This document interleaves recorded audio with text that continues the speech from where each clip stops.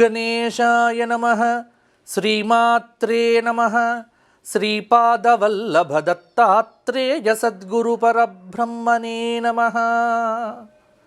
దక్షిణాంనాయ శృంగేరి శారదాపీఠాధీశ్వరుల దివ్య చరణాబ్జములకు అనంతకోటి సాష్టాంగ ప్రణామములు సమర్పణం చేస్తూ అస్మత్ గురు చరణారవిందాభ్యాం నమో నమః. ధర్మపురీ లక్ష్మీ నృసింహ పరబ్రహ్మణే నమో నమః. స్వధర్మ ప్రేక్షకులకు శుభోదయం. విజయీభవ. స్వస్తి శ్రీ ప్లవనామ సంవత్సరం దక్షిణాయనం శరదృతువు ఆశ్వయుజమాసం కృష్ణపక్షం.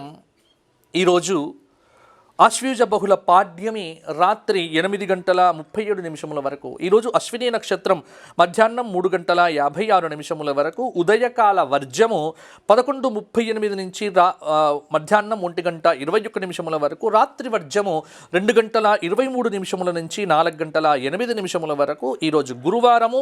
ఉదయకాల దుర్ముహూర్తం 9:50 నుంచి 10:37 వరకు. మధ్యాహ్న దుర్ముహూర్తము 2:33 నుంచి 3:21 వరకు. ఈరోజు గురువారము. ఆశ్వయుజ బహుళ పాడ్యమి, అశ్విని నక్షత్రము.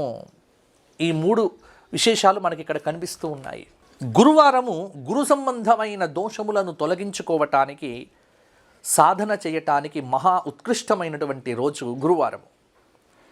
మరి ఈరోజు గురువారము నక్షత్రములలో అశ్విని నక్షత్రము మొదటి నక్షత్రము. గురువులలో మొదటి గురువు దత్తాత్రేయ భగవానుడు, ఆది గురువు అంటారు. కాబట్టి గురువారం నాడు దత్తాత్రేయ పారాయణం కానీ, దత్తాత్రేయ స్మరణ కానీ చేస్తే చాలా అద్భుతమైనటువంటి ఫలితాలు మనకు కనిపిస్తూ ఉన్నాయి. చాలామంది నన్ను అడుగుతూ ఉంటారు, గురువు గారు అన్నీ ఉన్నాయి, మానసికంగా తృప్తి లేదు, డబ్బు ఉంది కానీ సంతోషాన్ని ఇవ్వటం లేదు, కుటుంబంలో ఏదో అలజడి, సమస్యలు, ఏం చెయ్యాలి? దీనికి ఒకటే పరిష్కారం అండి. ఒక గురువారం నాడు మొదలుపెట్టి ఈరోజు మేడి చెట్టు ఉంటే మేడి చెట్టు ఔదుంబర కల్పవృక్ష కామధేనుశ్చ సంగమ చింతామణి గురోఃపాద దుర్లభం భువనత్రయే. దుర్లభమైనటువంటివి ఈ జగత్తులో 3 అండి. ఔదుంబర వృక్షము, కామధేనుశ్చ, ఎందుకంటే చాలా విశేషమైన దైవీ శక్తులు కలిగినటువంటి వృక్షము మేడి చెట్టు. మేడి చెట్టు కింద కూర్చున్న, మేడి చెట్టు యొక్క గాలి మనకు తగిలిన గురు సంబంధమైన దోషాలు తొలగిపోతాయి.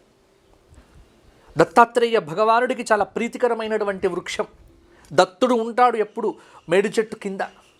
ఔదుంబర స్థానవాసి ఆయన. నరసింహస్వామి యొక్క అనుగ్రహాన్ని పొందినటువంటి వృక్షము మేడి చెట్టు.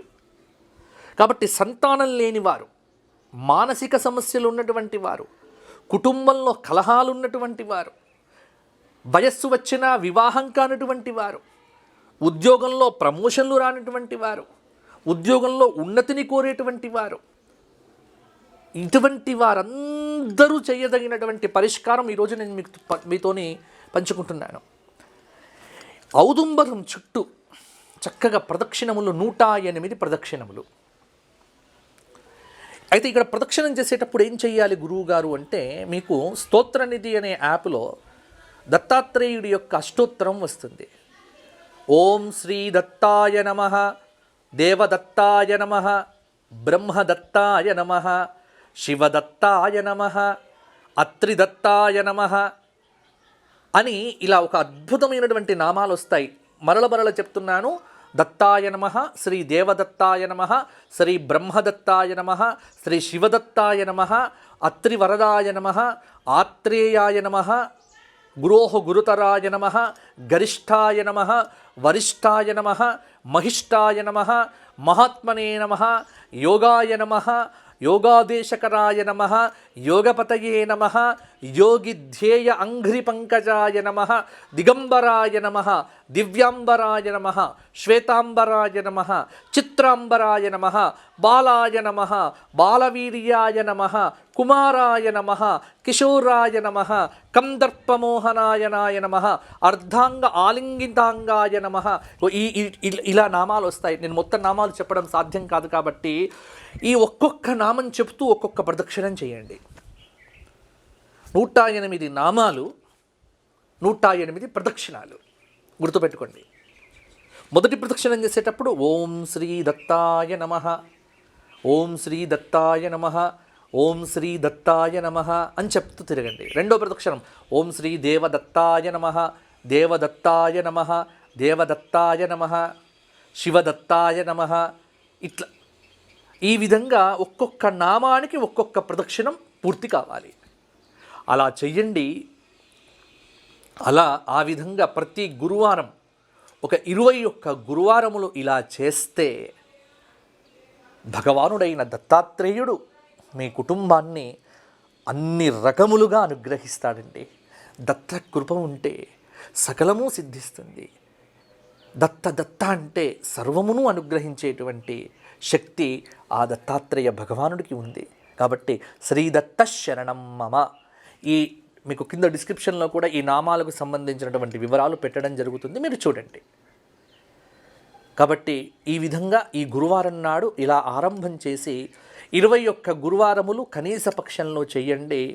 చివరి గురువారము ఏదైనా మీకు సమీపంలో ఉన్న దత్తుడి ఆలయంకు వెళ్ళండి, లేదా గానుగాపూర్ క్షేత్రంకు కానీ, లేదా హైదరాబాద్కు దగ్గరగా మత్తల్ దగ్గర ఉన్నటువంటి కురువపుర క్షేత్రంకు కానీ, లేదు పీఠాపురం కానీ, కాకినాడ దగ్గర ఉన్నటువంటి పీఠాపురం కానీ.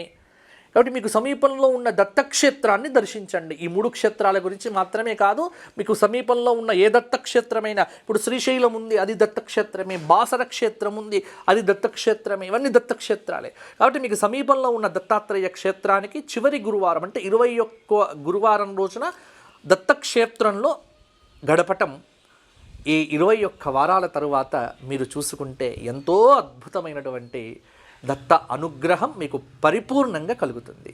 జై గురుదత్త, శ్రీ గురుదత్త, దిగంబర దిగంబర, శ్రీపాద వల్లభ దిగంబర.